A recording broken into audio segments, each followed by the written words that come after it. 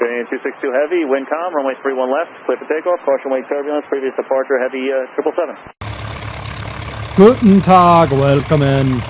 Welcome aboard our Junkers Ju160.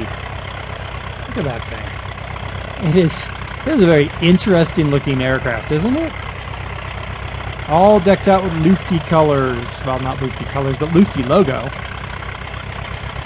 Alright, we are here in Berlin at Tegel, I think. Did I choose Tegel? I think it's Tegel. I don't remember. I just chose one of them. There's three of them. I chose one.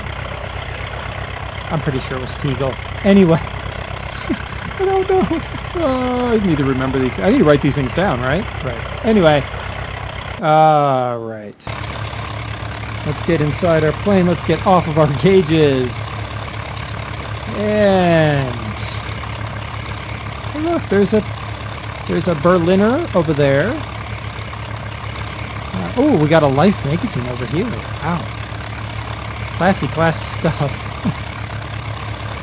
Okay, so what is this thing? Well, it's a single engine. Duh. Low wing, 6-seat passenger transport aircraft. It was derived or developed from the Ju160 and targeted at the same fast airliner market as the Heinkel HE-70 and the Lockheed Model 9 Orion. Now, it has a low-wing cantilever design, and the wings are built around duralumin spars and covered in sheet duralumin. I had no idea what the heck duralumin was. I had to go look up. I was like, what in the world is duralumin? Duralumin is the trade name for one of the earliest age-hardenable aluminum alloys.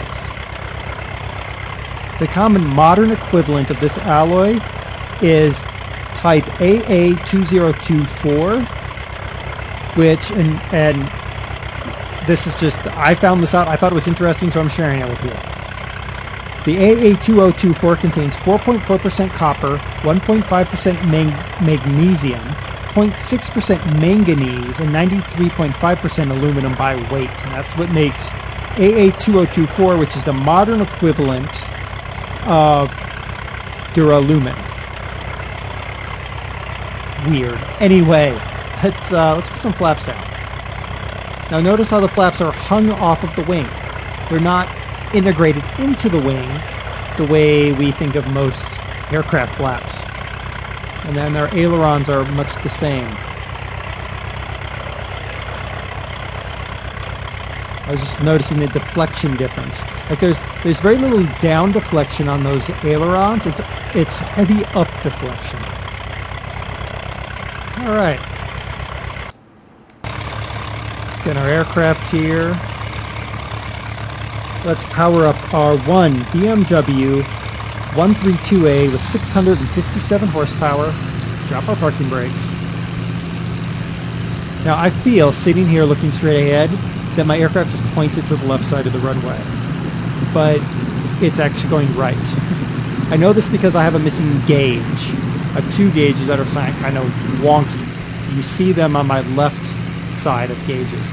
Now, that's probably because I didn't pay attention completely during the install process, or I have a conflict. I have tons of mods. I am going to be doing a show where I go over some of the best mods I've covered, and I'm also going to show you what my hangar looks like, because I got to clean it out. But you'll understand what I mean by I could have a conflict, and I have no idea where it might be. Other than that, the gauges look really, really nice. They're all German.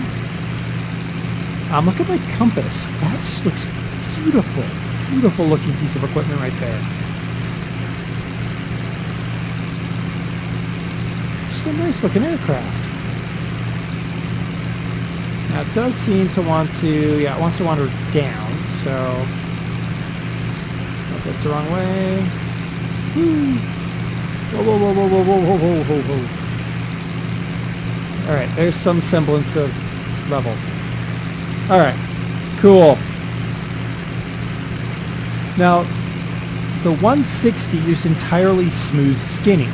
Today we're like, well, yeah, you want to do that, but that wasn't the thing back then. So the Ju160 had a smooth skin fuselage but the traditional corrugated flying surfaces. Now, the improved performance of the Ju160 was due to the smooth skinning. Today, however, we know that smooth skin is not the most efficient way. It's often believed to be the most efficient. But research done at the University of Alabama has shown that animals like sharks have what's called dimpled skin. If you were to pet a shark, preferably a shark that isn't going to bite your hand off, but go pet a shark. They're nice sometimes when they've been fed. They have bumpy skin. And that bumpy skin actually improves the laminar flow of the water over their skin and allows them to be faster. Some of the fastest fish and mammals of the sea use this same technique.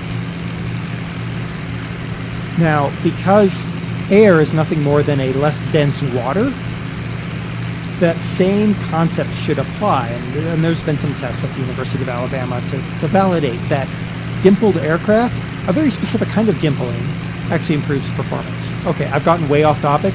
Whatever. The wing planform, let's get outside. The wing planform was revised to have a taper only on the leading edge, and the trailing edge carries the usual, as you can see, Junker double wing, that full width adjustable flap aileron arrangement that we were talking about when we were on the ground. Seating was for 6 passengers, and 2 forward-facing and 1 rear-facing pair. In the cockpit, they don't have everybody. We see 2 people, but in the cockpit they had... I'm sorry, that's not true. There was supposed to be 2 people. I was misreading what I was looking at. Pilot and radio operator sat in tandem in their enclosed cockpit. Now, enclosed cockpits were a big thing. We were just starting to get to the stage where enclosing the cockpit was thought of as a good idea. Lufthansa was the main commercial operator, receiving 21 production aircraft. They run on 13 domestic routes in 1935 alone. And they even stayed in service up until 1941. It's got an interesting line to it. Now, why did I feature this? I have all kinds of aircrafts to feature. And why did I feature this one? Well, I featured this one. I could retract my landing gear if I wasn't such a derp. Oh wow, look at how slow that is. Wow. Why did I feature this one? Because it's a neat old aircraft. Much like the Lockheed Orion.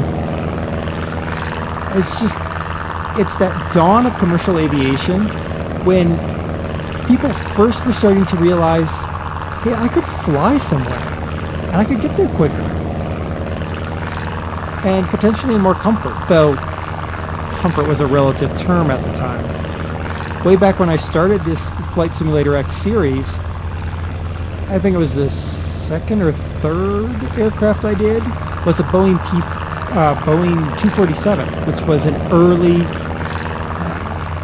commercial aircraft from Boeing. It was the same sort of thing. Yes, it's loud. It's noisy, it's rumbly, it's kind of cramped.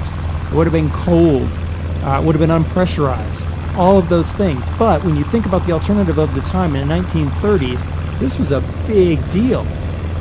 And we forget about this so often because we have, here it is in a few weeks, I'm going to be stepping on a plane flying to Seattle. Then a few weeks later I step on a plane and I fly over the ocean to London. And we consider that perfectly normal today. But think about this in the 1930s and 1940s. That wasn't perfectly normal. And these aircraft were trailblazers in commercial aviation. All right, we're going to try to make this landing. Then we'll check out our buttons. Throttle back our big BMW. Maximum speed of this aircraft was 211 miles an hour. And it could go 745 miles at 6,200 feet. There's thump going on.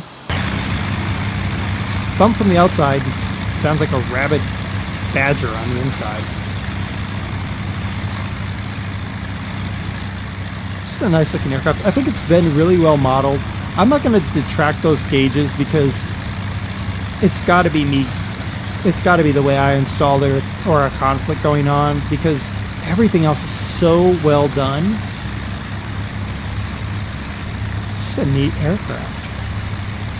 Siemens over there. I think that's autopilot. Or something like that. Pay attention to what you're doing, Dave. You're going to crash the aircraft. Okay, I tapped the flap thing and I don't even know if the flaps go out. Go look. Throttle that engine back. We got plenty of runway. It's not like I'm worried about runway.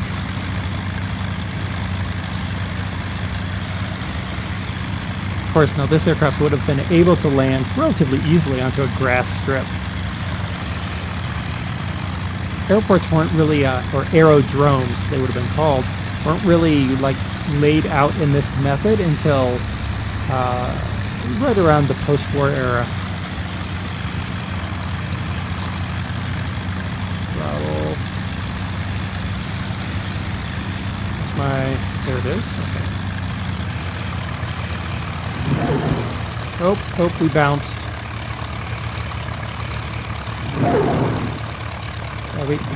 There we go. We made it. Brakes. Brakes, I say. Differential braking. She doesn't differential brake very well.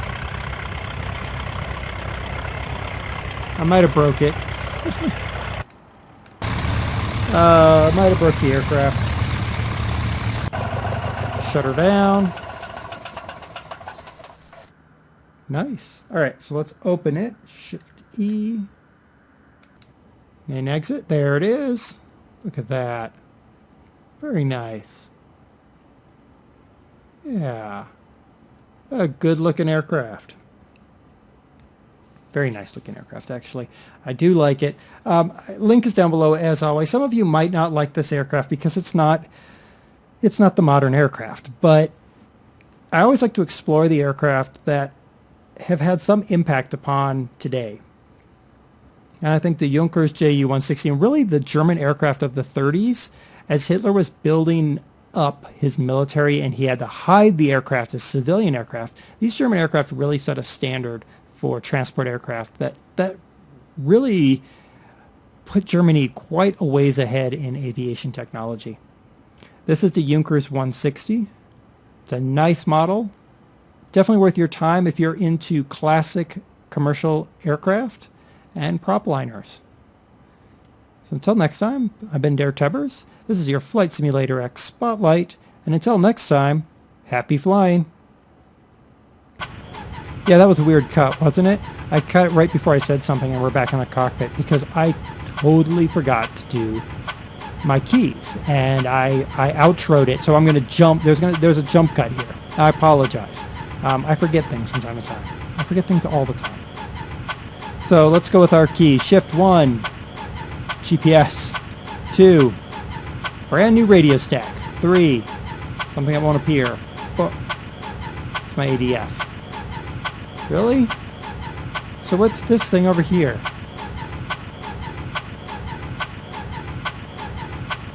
I don't know what that... Oh, that is my autopilot. Awesome. And this is... Oh, that's just my general switches. Aha! Can I turn off that stupid sound of a seal getting kicked in the head? No, I cannot turn off the seal getting kicked in the head sound. What's that? Extra control cut. Oh, cut. Nope, throttle control on. What? Oh my goodness. Okay, well I can't turn off the seal getting kicked in the head sound. Oh, there we go. All right, so now we'll, you know what, I'll just do that. I'll redo my exit bit. So it's only one jump cut. Sorry about that, guys. So we did check our buttons. Not much there. Everything seems to be virtual cockpit derived. Again, link is down below as always. I've been DerTebbers. This is your Flight Simulator X Spotlight, and until next time, happy flying.